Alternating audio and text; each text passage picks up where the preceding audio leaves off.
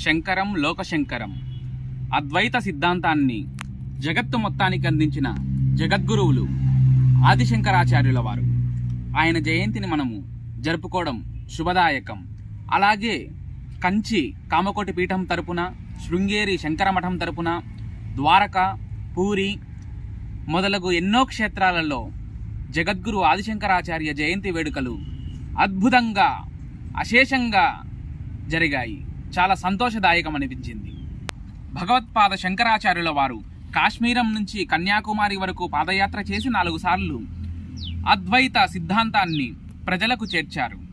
ఆయన ఎన్నో మఠాలు స్థాపించారు. కంచి కామకోటి పీఠం కానివ్వండి, శృంగేరి శారదా పీఠం, బదరికాశ్రమంలో బద్రీనాథ్, అలాగే ద్వారకాలో పీఠం, పూరి జగన్నాథ పీఠం, అలాగే ఉభయ తెలుగు రాష్ట్రాలలో మనకు ఒక పీఠం ఉన్నది, అద్వైత పీఠం, మన పుష్పగిరి పీఠం. ఆ పుష్పగిరి పీఠానికి 48వ పీఠాధీశ్వరులుగా శ్రీ మద అభినవోద్దండ విద్యా నృసింహ భారతీ స్వాముల వారు పీఠాధిపత్యం అధిరోహించారు. 60 సంవత్సరాలు అంటే ఒక సన్యాసిగా ఆయన జీవితం 60 సంవత్సరాలు పీఠాధిపత్యానికి అంకితం చేసిన జగద్గురువు శ్రీ విద్యా నృసింహ భారతీ స్వామి వారు.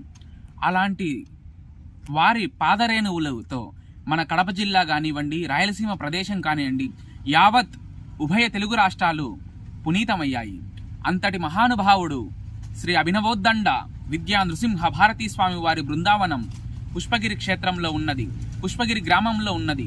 ప్రతి ఒక్కరూ దర్శించి ఆ జగద్గురువు యొక్క దివ్య ఆశీస్సులు పొందాలని మనసా వాచా కర్మన నేను కోరడమవుతున్నది. ఆ మహానుభావునితో నాకు ఎనలేని సంబంధం ఉన్నది. వారి ప్రేమానురాగాలు, వారి కరుణ విశేషంగా అమితంగా నాపైన చూపించారు వారు. జగద్గురువుల వారు పీఠాధిపత్యం చేసేటప్పుడు నేను చాలా చిన్నవాడిని. అప్పుడు ఆయన దగ్గరికి వెళ్ళి మేము పాటలు పాడేవాళ్ళము.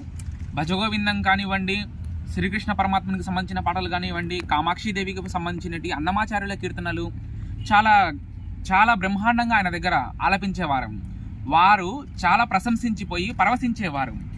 భజ గోవిందం భజ గోవిందం గోవిందం భజ మూఢమతే. చాలా అద్భుతంగా మా గానాన్ని స్వామివారు వినేవారు. అంతటి మహానుభావం దగ్గర మేము ఉండడం మేము అదృష్టంగా భావిస్తున్నాం. అలాంటి పరంపరను కొనసాగిస్తూ 49వ పీఠాధీశ్వరులుగా శ్రీ శ్రీ శ్రీ శ్రీ మద అభినవోద్దండ విద్యాశంకర భారతీ స్వామి వారు ఇప్పుడు పుష్పగిరి పీఠాధిపత్యం నిర్వహిస్తున్నారు. వేద విద్యలో కానివ్వండి, పండిత విద్యలో కానివ్వండి, తర్క శాస్త్ర మీమాంస శాస్త్రాలు కాచి వడబోసిన అద్భుతమైన ఘనాపాటి శ్రీ పుష్పగిరి పీఠాధిపతుల వారు.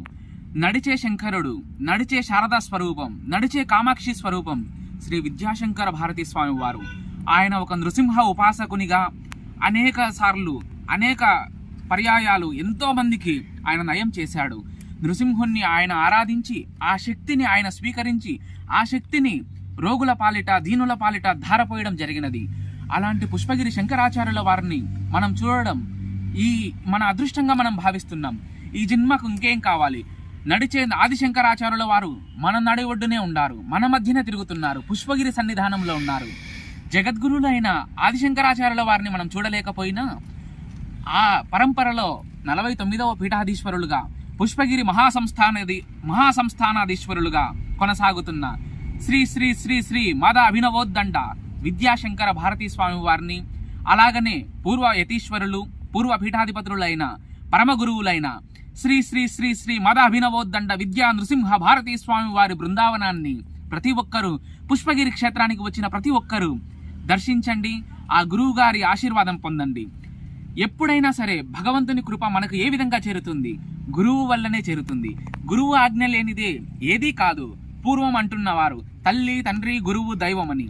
ఇప్పుడు చాలా చాలా స్పష్టంగా చెప్పచ్చు, గురువు సంగీతం లేనిదే తల్లి కానీ, తండ్రి కానీ, దైవం కానీ ఎవరు ఎన్ని చేసినా కానీ గురువు ఖచ్చితంగా ఉండాలి. గురువు చేయలేనిది ఏదీ కాదు. గురు శుశ్రూషతోనే, గురువు సేవతోనే మనం తరించవచ్చు. పూర్వం నుంచి ఎన్నో విధాలుగా ఎంతో మంది గురువులకు సేవ చేసుకున్నారు. అలా సృష్టి మొత్తానికి జగద్గురువులు మన కృష్ణ పరమాత్ముడు. కృష్ణం వందే జగద్గురుం వసుదేవ సుతం దేవం కంస చాణూరమర్ధనం దేవకీ పరమానందం కృష్ణం వందే జగద్గురుం. ఆ కృష్ణ పరమాత్ముని యొక్క అంశతో వ్యాస భగవానుల వారు, ఆయన అంశతో శంకరాచార్యుల వారు, ఆ పరంపరలో ఇప్పటికీ పుష్పగిరి క్షేత్రంలో శ్రీ శ్రీ శ్రీ శ్రీ విద్యా శంకర భారతీ స్వామి వారి పాదరేణువులతో పునీతమవుతున్న క్షేత్రం మన పుష్పగిరి క్షేత్రం. అందరూ ప్రతి ఒక్కరూ దర్శించండి, స్వామివారి దివ్య కృపను పొందండి. ధన్యవాదములు.